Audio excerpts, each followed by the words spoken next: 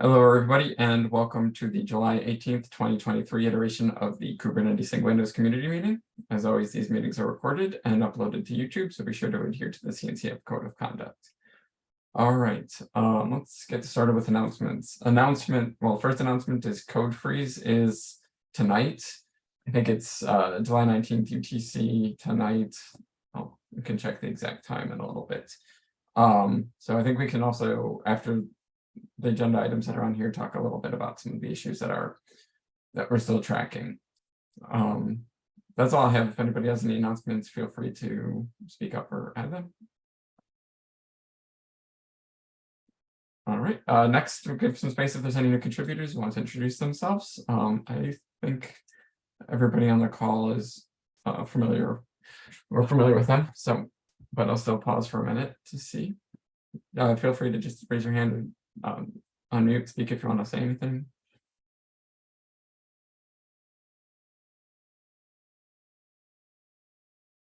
All right, I think we can move on to the agenda items. Judy, did you want to talk about this new Windows Server Annual Channel for containers? Yeah, thanks, Mark. I just wanted to spend a couple minutes kind of talking about exactly what I wrote there. I'm wondering actually if I can steal the screen share. Yeah, I was just a gonna few ask. minutes. Yeah. Let me see. Okay. Actually, I'm not super familiar with Zoom. Let me know if everybody can see my screen. Yes, well, I can see it. Oh. Yep. Okay, perfect. So I just have a couple slides put together just to talk about the new Windows Server Annual Channel for containers. This is something that we are very excited about, and we recently just launched the public announcement talking about this. So I kind of wanted to follow that up in this setting with a couple more details.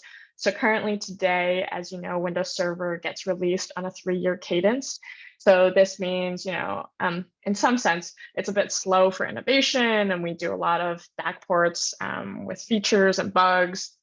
And 3 years is a pretty long time. And currently today, also for Windows containers, the host and the container images must match. So this can cause pretty complicated upgrades, especially if you've done a recent one from 2019 to 2022. You know that you have to upgrade both your container image and your container host. With this idea, or what we're proposing is going from the 3-year cadence to an annual release. So this gives us a faster cadence, especially going from 3 years to 1 year. And we are also introducing portability for customers to be able to run older container images on newer hosts. So this is the part that we're most excited about, I would say. This means that if you wanted to upgrade to this year's annual channel, you wouldn't have to upgrade your Windows Server 2022 container images. You would just be upgrading that host there. This also means that we would be providing a simpler upgrade story for people, especially if you were on AKS or any of the other cloud providers.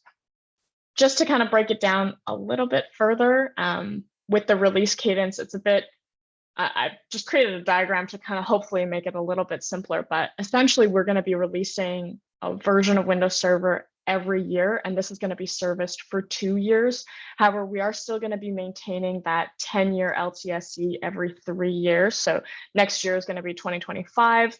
That's going to still have that 10-year servicing channel, and our container images are still going to be released on that 3-year cadence. So in tandem with LTSC, which is how it works today. However, we're going to have that container host every single year, if that makes sense.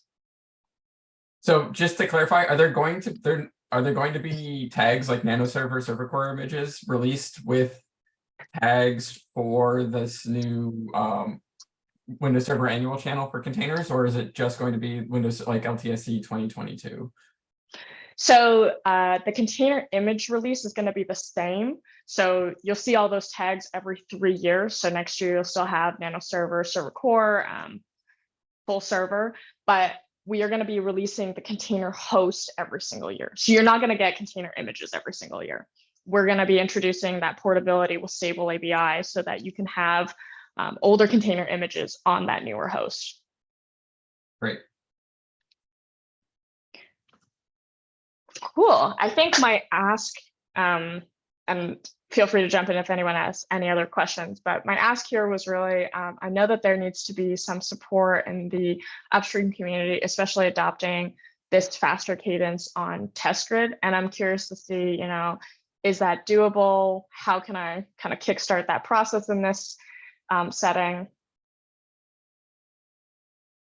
If all of the Windows Server 2022 container images can run on this host, it probably should not be too much work to set up another test grid test pass to run this. Like a lot of the complications is usually on getting those container images built and running.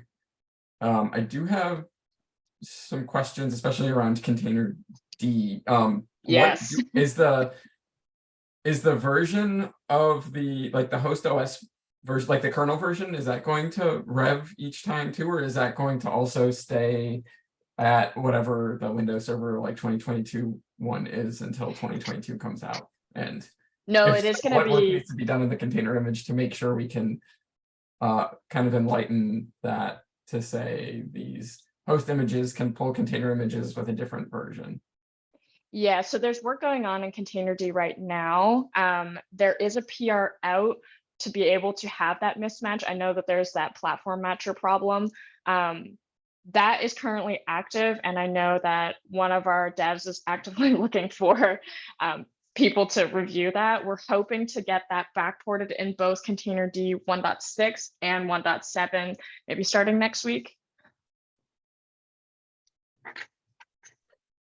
Okay, Mitch, and then where are these images available? Are these just available everywhere we could get like the Windows Server 2022 images?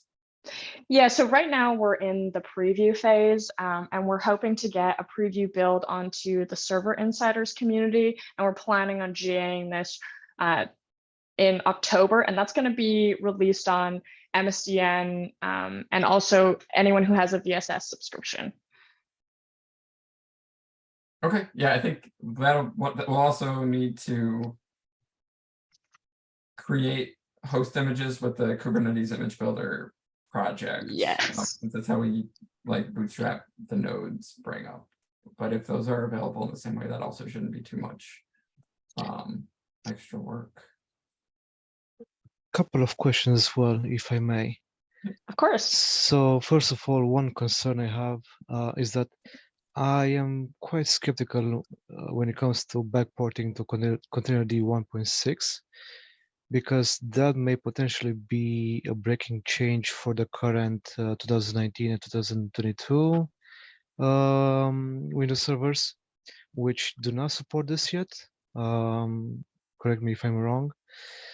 So I really doubt that they're going to accept it, and there might be some issues if they do. Even for our CIs. And secondly, how backwards compatible is this going to be? Like 1 year, 2 year, 3 years when it comes to the host OS version and the container image OS version? Yeah, so on the first one, I'm not entirely sure what you mean by it's not supported on 2019 and 2022. Like, are you talking about the ability to run the older container images with the newer hosts? Yeah, so I think the plan, and I think there'll be more details in the PR itself, and I can definitely dig out that link for you. I believe it should be, for sure, it should be with this release and upwards. And this kind of leans into the next question of how backwards compatible will it be. Our plan currently is to be able to allow you to run the most recent LTSC and the one before. So that's a bit confusing, but basically it means like you can run 2022 images on newer hosts up until 2025. So then if you're on 2025 today, you can run either the 2025 images or the 2022 images. And then when 2028 comes out, it'll be able to run the 2028 images and the 2025, and all the annual channels in between will be able to host the 2025 images there. Okay, so that's pretty good then. Yeah. Hopefully there won't be any issues with the backwards compatibility. There was once Yeah, and before. it's definitely something you can comment on. Let me dig out the link right now and see whether or not that might have some more details for you. No, you're sharing your screen out in presentation mode. There is another slide that says stable ABI. Is that something you were going to talk about too? Yeah, this is just in case there were further questions, and I'm realizing now it might have been more useful to put on a table with the images and the host compatibility. This kind of just shares like a high level of the portability effort that we've been doing, and this has kind of been a couple years in the making, but we think this is one of the biggest things that we're looking forward to with this annual release. So it talks about here exactly what I just said, the N+1 compatibility. And that just is between the LTSDs, meaning you could run the 2025 images on 2025, and you can run the 2022 images on the 2025 host.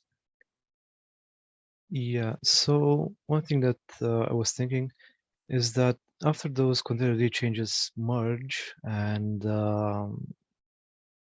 basically containerd is able to pull an older image as well, it might be interesting to have some smoke tests in test grid as well to actually verify that indeed it's working with older images as well. But I'm not exactly sure how that's gonna look because we're currently building and publishing image manifest lists, so which will contain all the OS versions, including older ones, newer ones, current ones, and so on and so forth. So not exactly how the selection process will work, or if we need to create different manifest lists for that. Yeah, well, plus it seems like we would need to wait until the next. Well, we need to wait until a future release comes out too, right? Because this is starting with Windows Server 2022. Yeah. We probably have to maintain different manifest lists for those, which will be something that we will have to maintain in the SIG-Windows testing repo again. Yeah, we'll have to look into that too. Yeah. Yeah, but anyways, sounds pretty good. Yeah, I think it's good that there's not going to be new container image tags coming out too. I think that could be confusing to folks. Yeah, for sure. I just dropped the link of the containerd PR that I was talking about into the meeting chat there for you. Awesome. That's kind of really what I wanted to walk through. Thanks for giving me the time of day, Mark. Actually have another question, but I think that's going to be addressed in the pull requests you mentioned as well. For example, if you have a manifest list, which image is going to first check for, the current one or an older one? But I'm assuming it's going from current one backwards, so always checking for the newest is what I assume at the moment. Yeah, we could. I added a link to that pull request in the agenda meeting notes too. So we can feel free to comment on that, Claudia. Yeah. Thanks. Awesome. Thanks, everyone. I'm gonna stop sharing my screen and give it back to you, Mark. Okay, let me share the agenda again. Continue. Thank you for that. Yeah, I think we'll look at trying to set up some tests for that in the near future. I guess are the images available now in preview mode for the host images? Not yet, but we're just working on the final details for that one. Okay, let us know when they are available. Yeah, absolutely. Yeah, thank you. I added the next agenda item. This I don't think Arvind is here, but Fabian, you were here too. I was trying to set up some of the tests with the node log query tests, and I did not. It seems like those tests are meant to be run only on for Linux. Is that correct, Fabian? For the moment, yeah. Okay. That was my assumption. I didn't have a chance to look too deeply into it, but I did see things like if you specify like the boot ID, it returns back a message saying that that's not valid for Windows. Should we update those tests and add a Linux only tag, or are the plans to update those tests and check what like the node OS is and then change the behavior?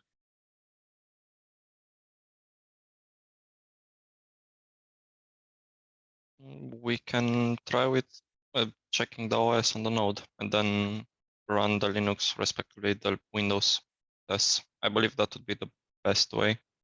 Okay. But for the moment, shall we tag them Linux only? Either we should tag them Linux only, or we should probably skip them for, like add a skip for Windows. Do we? Does either one matter? I think either one is probably okay. Let's add Linux only for now. I think that's the simplest change. Do you want me to try and do that today, since today's code freeze, to get that in, or? If you can, sure. Okay, I'll try and do that today, and I'll tag you on that. Okay, thanks. Okay, that was the only other agenda item. I think I wanted to talk a little bit about the current state of the PRs that we had open that we were tracking. Can we talk about the Windows support for in-place pod vertical scaling? Apparently the tests James created are having some issues and I couldn't find out why. Okay. So these are probably okay. So wait, so this was working on other clusters, or did something change with the way that the clusters that James set up were? For the moment, it seems like Calico is not working properly and the cluster is not created properly. In the build log, it says something about the config missing. Okay. I think we'll probably need to take a look at that, a deeper look at that. This probably won't make it for code freeze today then, though, unfortunately. Did you need help with James to look at the cluster, or is this something that you were going to try to look at too? I talked with James some days ago and we talked about it and I tried to look over it, but I couldn't find anything that would work. Okay. I couldn't find actually the main issue with it. Okay, I think we'll just continue to look at that.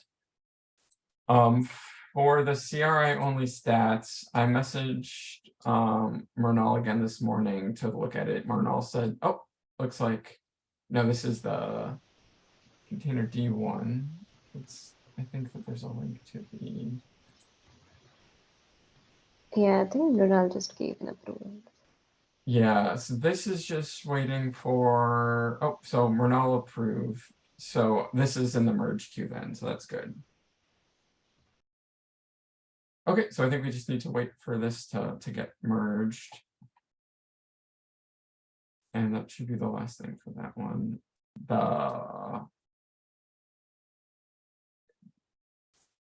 The commit bytes in here. This one, I was looking at it yesterday and it looked like there were some requests. Oh no, this is not that one. What happened here?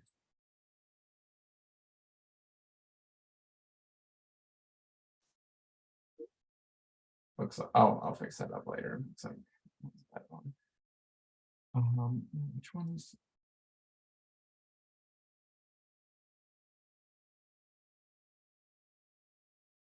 I think there was one other one for the CRI API that we were trying to get in. Let me check the status of that.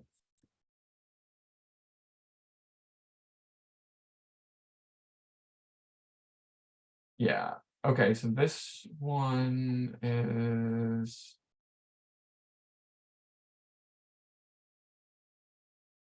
This got approved.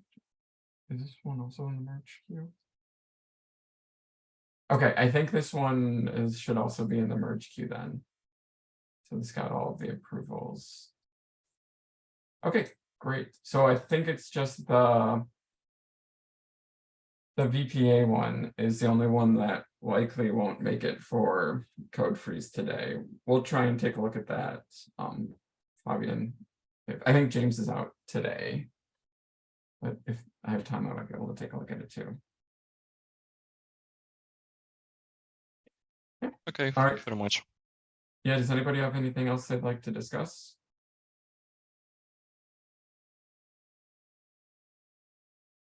Not, I think we can end the meeting a little bit early.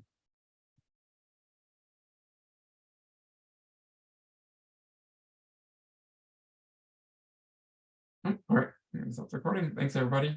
We'll see everybody around. Thanks, everyone. Thanks. Thank you. Bye.